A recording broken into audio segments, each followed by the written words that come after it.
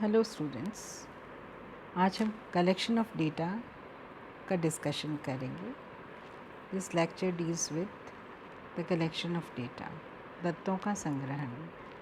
हमारे जैविक अध्ययन के क्षेत्र में हम किसी भी परीक्षण के संदर्भ में सूचना का इकट्ठा करना और मापन करना करते हैं, जो संख्याओं के रूप में होता है। इसे हम डेटा संग्रहण कहते हैं। इसे हम शोध से संबंधित प्रश्नों का उत्तर दे सकते हैं, जिसके अंतर्गत हम परीक्षण परिकल्पनाएं करते हैं और फिर नतीजों या परिणामों का आकलन कर पाते हैं। So data collection is the process of gathering and measuring information and variables of interest in an established systematic fashion that enables one to answer stated research questions, test hypotheses, and evaluate the outcomes. So the data are of two types, primary and secondary, depending upon the source from which they are being collected.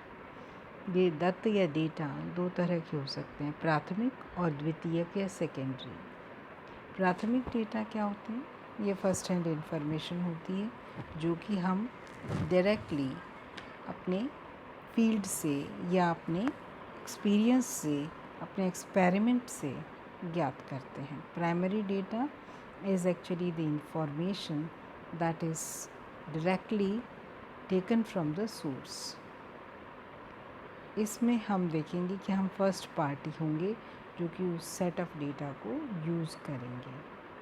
तो ये data बिल्कुल मौलिक होंगे, original होंगे, and they are collected afresh, और ये हम first time use कर रहे होंगे। So here data is obtained by the investigator himself. जो परीक्षण करता है वो खुद ही उनको एकत्रित कर रहा है, वो खुद उनको बना रहा है, खुद निकाल रहा है, और ये इसीलिए हम फर्स्ट एड इंफॉर्मेशन कहते हैं इसको। दूसरी तरह के जो डेटा होते हैं वो होते हैं सेकेंडरी डेटा। जैसे कि नाम से लगता है, सेकेंड हैंड डेटा है, एक तरह से द्वितीयक। दूसरा व्यक्ति हैं हम जो उसे इस्तेमाल करते हैं, हमने कलेक्ट नहीं किए हैं। The data already recorded is utilized to serve the purpose और the objective of study. For example, records of OPD of a hospital, कि एक अस्पताल से हमने ले लिया कितने मरीज उसमें आ रहे हैं और फिर उस रिकॉर्ड को हम यूज़ कर रहे हैं। So second hand data is someone else's research, another person's original work of bank of knowledge. ये वैसे बहुत एफिशिएंट है और कम एक्सपेंसिव भी है। कम खर्चीला होने की वजह से और कार्यदक्षता फिर भी ज़्यादा हो जाती है रिसर्चर की, इसलिए ये आमतौर पे इस्तेमाल की जाती है। और शोधार्थियों के सहूलियत के लिए, उनके फ़ायदे के लिए कई ऐसी एजेंसीज़ हैं जो कि स्पेशलाइज्ड हैं इस काम के लिए, और वो ये काम करती हैं। नॉन प्रॉफिट एजेंसीज़ हैं जो कलेक्टिंग डेटा इस वाले फील्ड में वो स्पेशलाइज्ड हैं to feed the efforts of the researchers. जैसे देख लीजिए, हर एक व्यक्ति तो DNA को नहीं मालूम कर सकता, हर एक प्राणी का। तो क्या है कि जीन बैंक बने हुए हैं जो कि कुछ एजेंसीज है, जैसे NCBI है या PubMed है, ये एजेंसी सप्लाई करती हैं। They give free of charges to the researchers. इसके अलावा हम आते हैं मोड्स ऑफ डेटा कलेक्शन पे। कि हम जब भी एक्सपेरिमेंट सेट करते हैं तो उसके अकॉर्डिंग हमारी अपनी परिस्थिति होती है। हम डेटा ऑब्जर्वेशन करके अगर ले रहे हैं तो वो डेटा कहलाएंगे ऑब्जर्वेशनल डेटा या निरीक्षणात्मक डेटा। जैसे कि मान लीजिए हम अगर सिरस्का अभ्यारण्य में जाके शेरों की संख्या गिनना चाहते हैं या गिद्धों की संख्या गिनना चाहते हैं, तो सिर्फ हम ऑब्जर्वेशन से उस संख्या को ज्ञात करते हैं। तो ये ऑब्जर्वेशनल या निरीक्षणात्मक डेटा कहलाएंगे। दूसरे हैं एक्सपेरिमेंटल डेटा या परीक्षणात्मक डेटा, जो कि हम कोई एक्सपेरिमेंट सेट करते हैं लेबोरेटरी के अंदर या फील्ड के अंदर, और फिर उससे हम डेटा कलेक्ट करते हैं। तीसरे हैं साइमुलेशन डेटा या वे डेटा जो कि हम किसी सिद्धांत को फिर से कंफर्म करने के लिए करते हैं। अनुरूपात्मक डेटा भी इसको हम कह सकते हैं। और चौथे प्रकार के हैं डेराइव्ड डेटा या व्युत्पन्न डेटा, जो कि सेकेंडरी डेटा की कैटेगरी में भी आते हैं, जिनको कि हम ऑलरेडी अवेलेबल डेटा से ही ज्ञात मालूम करते हैं, वही उनका स्रोत होते हैं. So the type of research data that you collect may affect the way you manage that data. अब जिस तरह से ये डेटा हमारे पास है उसी तरह से आगे इसका प्रोसेस चलेगा. तो हमेशा कभी भी हम कोई भी अगर एक रिसर्च प्रॉब्लम लेते हैं मान लीजिए, तो उसमें सबसे पहले हम एक इशू बनाते हैं, मतलब हमारा एक उद्देश्य सेट करते हैं कि हम किस वजह से क्यों ये कार्य कर रहे हैं. दूसरी चीज़, जब हम इशू सेलेक्ट कर लेते हैं उसके बाद में हम अपने ध्येय को निर्धारित करते हैं कि हम किस तरह से चलेंगे. We set the goals and then thirdly we plan and approach the methods, how which methods are we are going to use. तो हम प्लान क्या करते हैं, किस तरीके से होगा काम, क्या अप्रोच होगी हमारी, और किन किन विधियों का इस्तेमाल करते हुए डेटा का कलेक्शन किया जाएगा. And then lastly we commence upon the work, collect the data. फिर हम डेटा का एकत्रीकरण प्रारंभ कर देते हैं. डेटा वास्तव में क्या होते हैं? Data a set of values होते हैं which are recorded for an event. यानी कि सांख्यिकी में जब भी कभी हम किसी समस्या का परीक्षण करना चाहते हैं तो किन्हीं संख्याओं का संधारण किया जाता है, यही डेटा कहलाते हैं. और सांख्यिकीय विश्लेषण के लिए एकत्रित ये डेटा प्राकृतिक रूप से एक समान नहीं होते. दे आर नेवर आइडेंटिकल, बिल्कुल एक से नहीं हो सकते हैं. They are variable in nature. फिर इन डेटा को हम कलेक्शन करने के लिए जब भी देखते हैं तो उनमें वेराइटीज़ पाई जाती हैं, टाइप्स पाए जाते हैं. They are different types of data. तो ये डिफरेंट टाइप्स जो होते हैं, या why they are different types, because their source of collection will also be a different source of collection. तो ये सोर्स ऑफ कलेक्शन जो होता है दैट डिपेंड्स, मान लीजिए से फॉर एग्जांपल आप देख लें फिश या मछली पालन के संदर्भ में, अगर मान लीजिए हम डेटा कलेक्ट करना चाहते हैं, डेटा का टाइप क्या है हमारा, कि हम वे संख्या ज्ञात करना चाहते हैं जो कि एक पर्टिकुलर फूड देने के बाद में मछलियों की होती है. तो हमें क्या करना पड़ेगा, मछलियों के बारे में क्योंकि वो डेटा चाहिए तो हमें कहाँ जाना पड़ेगा, फिशरीज़ डिपार्टमेंट या मरीन एरिया के पास, समुद्री तटों के आसपास जाना पड़ेगा. तो वो हमारा सोर्स होगा. Then the methods of selection, ये तीनों एक दूसरे से रिलेटेड हैं. The types, the source and the methods are equally, they are inter related to each other. इन सब में अंतर संबंध है. ये टाइप्स अगर कुछ होंगी तो उसी तरह का स्रोत होगा और उसी तरह के मेथड्स हमें एम्प्लॉय करने पड़ेंगे. यानी कि हमें अगर मान लीजिए मछलियों के बाज़ार में बिकने के बारे में उनके कॉमर्शियल नॉलेज अगर हमें चाहिए तो हम क्या करेंगे कि हम वो वाले डेटा यूज़ करेंगे जो कि मार्केट में जाके प्राप्त किए जा सकते हैं. तो मेथड हमारा क्या होगा, विल सर्वे द मार्केट. अब सर्वे का मेथड यहाँ पर अप्लाई करना पड़ेगा. अगर हम एक तरफ मान लीजिए जानना चाहते हैं कि मछली के पकड़ने के लिए कांटा कौन सा प्रयोग किया जाता है या कौन सी बोट इस्तेमाल की जाती है, तो हमारा क्या होगा मेथड, कि हम जाके बोट मैन्युफैक्चरर्स को देखेंगे या रिकॉर्ड्स में देखेंगे कि कहाँ से ये परचेज़ की जाते हैं, किस अमाउंट ही किए जाते हैं. तो ये डेटा हमें रिकॉर्ड्स में से मिलेगा. अगर हम इसकी हार्वेस्ट देखना चाहते हैं, उपज देखना चाहते हैं, किस तरह की मछलियाँ पैदा हो रही हैं, तो हमें क्या करना पड़ेगा, मछली पालनकर्ता के पास जाके वहाँ पर बाई वेट देखनी पड़ेगी, मछलियों का कितना वेट होता है, उनकी संख्या निकालनी पड़ेगी, कितनी संख्या में आती हैं ये. पोस्ट हार्वेस्ट मार्केट कौन सा जाता है, किस में जाती हैं. तो इस तरह इन जिस तरह का हमें अध्ययन करना उस वैसा ही हमारा मेथड ऑफ डेटा कलेक्शन भी हो जाएगा. Then method of data collection is also dependent on the type of data. जैसा कि अभी हमने बात किया, तो टाइप ऑफ डेटा क्या हो सकते हैं, क्वालिटेटिव डेटा हो सकते हैं, क्वांटिटेटिव डेटा हो सकता है. क्वालिटेटिव डेटा यानी गुणात्मक डेटा और क्वांटिटेटिव डेटा यानी कि संख्यात्मक डेटा। गुणात्मक डेटा जब भी हम कलेक्ट करेंगे तो हम क्या करेंगे, इंटरव्यूज़ करेंगे, फोकस ग्रुप्स क्रिएट करते हैं। फोकस ग्रुप्स क्या होते हैं, वो व्यक्तियों का समूह जो कि किसी भी समस्या के ऊपर बात करने में रुचि लेता हो, उनसे हम, वो आम पब्लिक हो सकती है, from the members of the general society, उन्हीं को हम फोकस ग्रुप कहते हैं।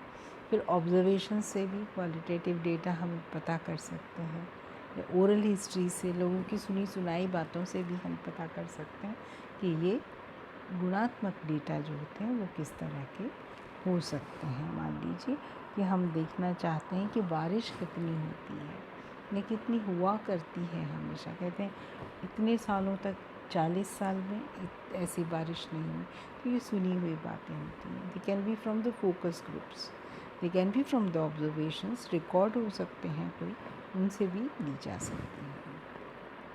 दूसरे होते हैं क्वांटिटेटिव डेटा, जो कि हम क्वेश्चनियर्स बना के दे दें लिखित में, उनके आंसर लें। तो ये पढ़ी लिखी, अगर हमारे सैंपल हैं, पढ़ी लिखी पॉपुलेशन है, उससे हम ये क्वेश्चनियर्स ले सकते हैं, सर्वेस कर सकते हैं, डोर टू डोर जाके पूछ सकते हैं। डॉक्यूमेंट्स हमें कहीं रिकॉर्ड में मिल जाते हैं, उनसे डॉक्यूमेंट्स और रिकॉर्ड से भी हम क्वांटिटेटिव डेटा जो कि संख्यात्मक रूप के होते हैं ये कलेक्ट कर सकते हैं। तो in general questionnaires, surveys and documents and records are quantitative data, while the interviews, focus groups, observations and oral histories are the qualitative data. There are also some crossovers between the two methods. ऐसे भी होता है जैसे हम records देख रहे हैं और उसके अलावा हम ऑब्जर्वेशंस भी देख रहे हैं, तो एक क्रॉस ओवर भी इसमें हो जाता है। डेटा का दो जगह से ही वो हम कंफर्म कर सकते हैं। इसके अलावा क्या होता है, क्वालिटेटिव डेटा जो होते हैं वो क्वांटिटेटिव डेटा के हमारी जानकारी को और ज़्यादा रीइंफोर्स करते हैं और ज़्यादा पुख्ता करते हैं। The qualitative data collection sheds light on the factors that can be hidden in simple data analysis. It is a way to add context and reality to raw numbers. सिर्फ संख्याएं अगर हमारे पास हैं, संख्याओं का विश्लेषण हम कर रहे हैं, लेकिन जब हम नतीजा निकालने लगते हैं तो क्वालिटेटिव डेटा उसमें एड ऑन नॉलेज देते हैं, एक अतिरिक्त जानकारी देते हैं और हमारे जो निष्कर्ष हैं उनको ज़्यादा सटीक और सही बनाने में योगदान देते हैं। So often researchers find value in a hybrid approach where quantitative data together with the qualitative data collection methods are used by them. तो ये इस तरह से साइड बाय साइड दोनों तरह के डेटा हम यूज़ कर सकते हैं। In the purpose of data collection, जब भी कभी डेटा कलेक्शन किया जाता है तो इसका कोई ना कोई उद्देश्य तो होता है, पर सिर्फ एक ही उद्देश्य नहीं है। We can list many of the aims, काफ़ी सारे उद्देश्य इसके हो सकते हैं, पर्पज़ इसके हो सकते हैं। First is to obtain an information, कोई भी जानकारी, कोई भी सूचना का एकत्रित करना उसको, टू कीप ऑन रिकॉर्ड, संधारण करना उस जानकारी का, to make decisions about important issues, जब भी कभी कोई ज्वलंत समस्याएं होती हैं उनके निवारण के लिए, उनके निस्तारण के लिए, ये इस तरह के हमें डेटा कलेक्ट करके स्टैटिस्टिक्स की एप्लीकेशन करनी पड़ती है। To pass information to others, data इसलिए भी होते हैं कि वो हम रिकॉर्ड्स में रखें और आगे आने वाली संततियाँ, आगे आने वाले जनरेशन्स उसका इस्तेमाल कर सकें।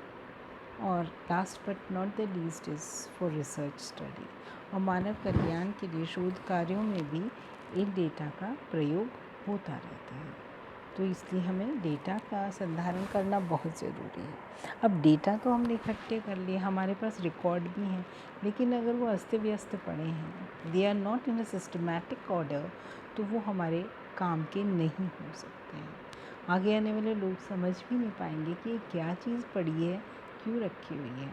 सो it is very important to present them systematically, उनका एक अच्छे तरीके से संधारण करना बहुत अधिक आवश्यक है, वर्गीकृत करना उनका आवश्यक है.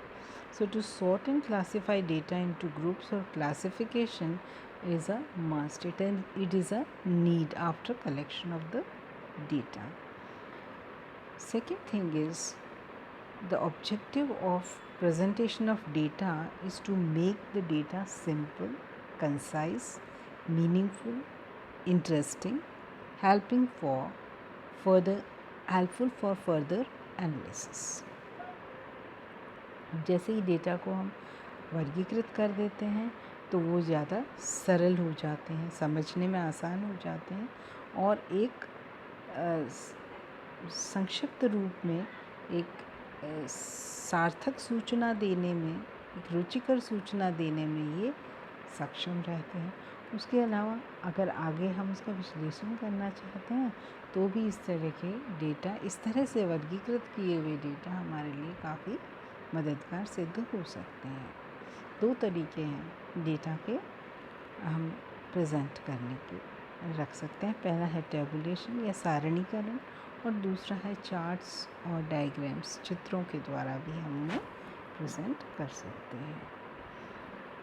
Think of data as a rectangular matrix of rows and columns. अब टेबुलेशन क्या होता है, सारणीकरण क्या होता है, इसको हम एक मैट्रिक्स के रूप में, एक स्क्वायर के रूप में, एक आयत के रूप में प्रस्तुत कर सकते हैं जिसमें कुछ तो रोज़ हैं,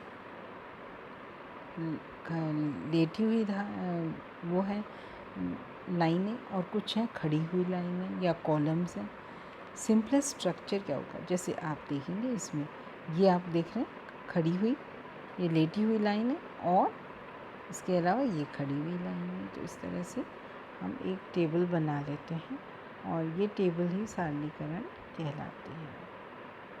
सो इसके अंदर हम अगर एक रेक्टेंगुलर मैट्रिक्स बना लेते हैं तो सिंपल स्ट्रक्चर क्या हो, सिंपल स्ट्रक्चर में होते हैं एक एक्सपेरिमेंटल यूनिट होती है जो कि रोज़ में होती है, और दूसरी हमने पहले भी बात की हुई है प्रीवियस लेक्चर में, आश्रित और अनाश्रित प्रकार के तत्वों की या डेटा की या वेरिएबल्स की. तो एक रो जो होती है वो अनाश्रित प्रकार के इसमें संख्याएं या डेटा होते हैं, जबकि कॉलम्स के अंदर हम देखेंगे कि वेरिएबल्स होते हैं या आश्रित प्रकार के डेटा होते हैं किसी भी एक्सपेरिमेंटल डिज़ाइन के अंदर. So the rows represent the experimental unit. Say for example the persons, या हमने पहले भी आपको एग्जांपल देते चले आ रहे हैं कि प्लांट ग्रोथ अगर हम एक एक्सपेरिमेंट में स्टडी कर रहे हैं तो उसमें जो दिनों की संख्या है वो सारी इंडिपेंडेंट वेरिएबल है और उसकी हाइट प्लांट की वो डिपेंडेंट वेरिएबल है. तो यहाँ पर रो में आएगा दिन और कॉलम्स आएंगे जिनमें हाइट मेंशन की हुई होगी, हाइट बताई गई होगी प्लांट की. Third thing is that these tables can be more complex structure sometimes, जिसमें मल्टीपल रोज़ हैं, यानी कि मल्टीपल इवेंट्स को हम देखना चाहते हैं. यानी कि देख लीजिए, हम ये चाहें कि मान लो एक दिन में लेकिन किस न्यूट्रिएंट को देने से हाइट कितनी बढ़ी, तो एक वीक के बाद हम अगर हाइट ले रहे हैं और न्यूट्रिएंट की मात्रा अगर बढ़ा रहे हैं तो फिर हम एक मल्टीपल कॉम्प्लेक्स या मल्टीपल रोज़ वाली एक कॉम्प्लेक्स स्ट्रक्चर की टेबल भी बना सकते हैं. आगे हम उदाहरण इसके देंगे, जैसे कि आपको इसमें दिखाई देगा. ये वाली तो एक सिंपल टेबल है.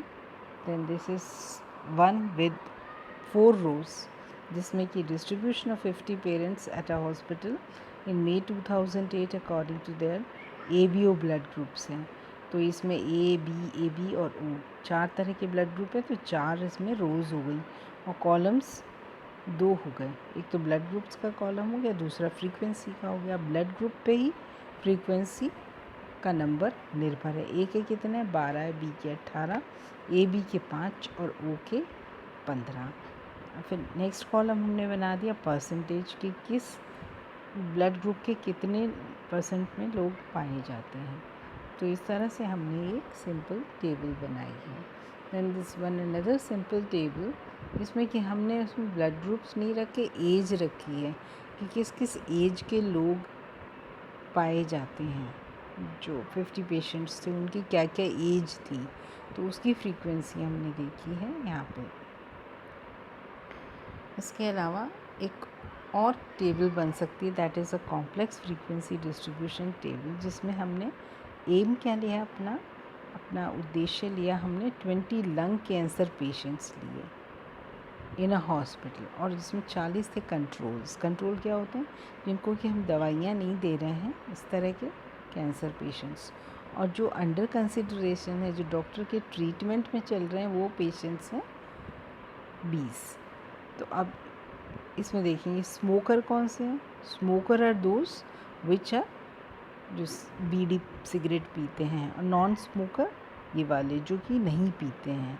तो इनके दो हमने रोज़ बना दिए, ये कॉम्प्लेक्स टेबल हो गई। फिर उसमें हमने कॉलम्स में क्या रखा है, ये केसेस हैं जो कि बिल्कुल ट्रीटमेंट चल रहा है, और कंट्रोल वाले वो हैं जिनमें ट्रीटमेंट नहीं चल रहा। तो इनके अब हमने देख ली 5 और 15, ये हो गए 32 और 8 नॉन स्मोकर और स्मोकर की वैल्यू है। अब इनके परसेंटेज वाइज भी देख लीजिए, ये 25 और ये 75। जो सिगरेट नहीं पी रहे हैं वो 80 और वैसे 2। ऐसे ये कंट्रोल ग्रुप्स इनके हमारे सामने आ गए। 80 और 20% के ऐसे लोग हैं जो कि 80% ऐसे हैं जो सिगरेट नहीं पीते हैं, तो उनमें कैंसर हो गया, और 20% ऐसे हैं जो कि सिगरेट भी पीते हैं और उनमें कैंसर भी है, और 15 ऐसे हैं जो कि डॉक्टर से ट्रीटमेंट ले रहे हैं, स्मोक करते हैं और लंग कैंसर है, और नॉन स्मोकर 5 ऐसे हैं जिनमें कि लंग कैंसर है और वो इलाज करा रहे हैं। तो टोटल परसेंटेज ये होगी। नॉन स्मोकर्स जो थे वो करीब 62% ऐसे हैं जिनमें लंग कैंसर पाया जाता है, और 40% स्मोकर्स हैं जिनमें लंग कैंसर पाया जाता है। So smoking is not a problem, जैसा इस टेबल को देख के पता चलता है हमें। दूसरी तरह से ये भी टेबल हो सकती है जिसमें पॉजिटिव और नेगेटिव केसेस देखे जा रहे हैं, कि ये पॉजिटिव केसेस हैं और ये नेगेटिव केसेस आ रहे हैं लंग कैंसर के, स्मोकर्स और नॉन स्मोकर्स के।